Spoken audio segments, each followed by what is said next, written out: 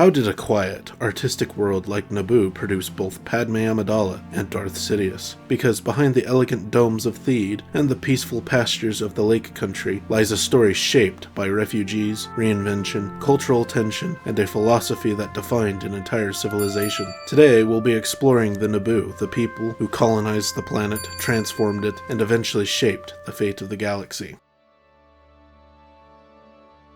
Naboo has a diameter of 12,120 kilometers. It has 26 hours in its day and 312 days in its year. It has a population of 4.5 million humans, about 3 million Gungans. During the Clone Wars, 625 million refugees, and several small, multi-species off-world communities. Languages spoken are Naboo, Gungan, Basic, and the written is Futhorc alphabet. They have an elected monarchy for a government. Their economy is plasma, energy refining and exporting, Nubian starship engineering, art, cultural goods and holotheaters, agriculture and wine production, and eco-integrated technology and architecture.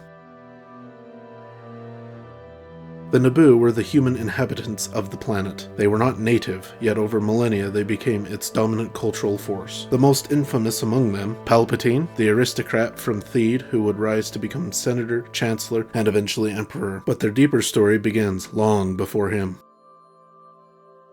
Around 3,900 years before the Battle of Yavin, humans from the core world Grismalt fled a devastating revolution. Led by the explorer Quillan, they arrived on Naboo and survived as nomads in the Gallo Mountains before settling at Dee'ja Peak. These early settlements grew into towns, then city-states, and later the foundation of Naboo's modern civilization.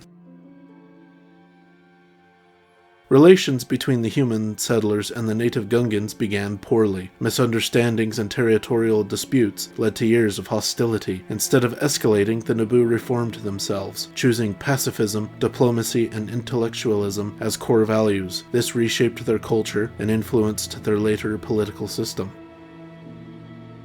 Around 868 years before the Battle of Yavin, Naboo entered the Galactic Republic. Though remote, the world gradually became involved in interstellar trade. During the Clone Wars, Naboo welcomed over 600 million refugees, reinforcing its reputation as a humanitarian center while remaining culturally distinct. The Naboo valued art, music, architecture, intellectual development, diplomacy and nonviolence, dignity, and community responsibility. Citizens aged 12 to 20 performed mandatory community service, and their belief that character mattered more than age produced young leaders like Padmé Amidala. This same openness also left leaders vulnerable to manipulation, something Palpatine exploited masterfully. The Naboo spoke Naboo, using Futhorc for writing, and were fluent in Basic. Their strong academic culture was reflected in institutions like Theed University, the Royal House of Learning, the Royal Academy, Theed Royal Library, and the School of Technology and Engineering. These schools fostered poets, scientists, engineers, theologians, musicians, and philosophers.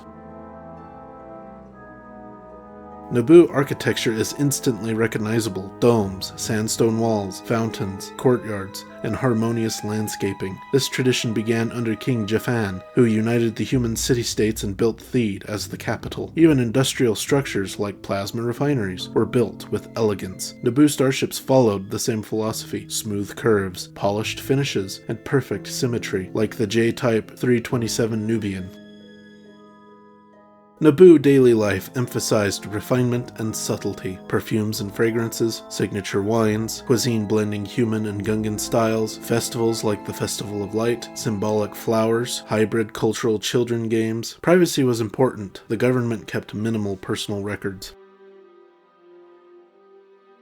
For centuries, the two societies coexisted but remained separate. Everything changed in 32 BBY when Queen Amidala and Boss Nass united both peoples during the Trade Federation invasion. After their joint victory, the alliance strengthened through shared defense, combined shields and plasma systems, and increasing cultural exchange. This was one of the most pivotal turning points in Naboo history.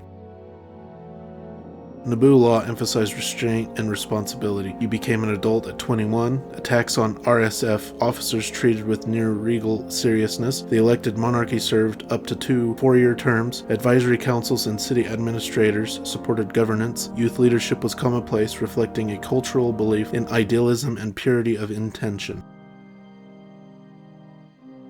Leaders and monarchs: King Jafan, Padmé Amidala, Queen Jamilia, Ars Varuna, politics and diplomacy; Palpatine, Sio Bibble, Pooja Naberi, Horace Vansel, security; Quarsh Paneka, Rick Oli, Gavin Sykes, and Ronhar Kim; arts: Omar Barenko, Hela Brandes, Maxeron Agolurga, and Rui Naberi. Naboo stands as one of the galaxy's most influential peaceful worlds. Its devotion to art and diplomacy shaped heroes like Padmé, and its elegance masked the upbringing of the galaxy's greatest villain. Naboo proves that even serene worlds can hold profound contradictions. Naboo's history is one of refugees turned philosophers, divided cultures, learning unity, and a society where elegance and intellect shaped destiny. Let me know if you enjoyed this video in the comments down below, and feel free to share suggestions for future episodes of Human Worlds of Star Wars. Don't forget to like and subscribe if you enjoyed, and until next time, thanks for watching.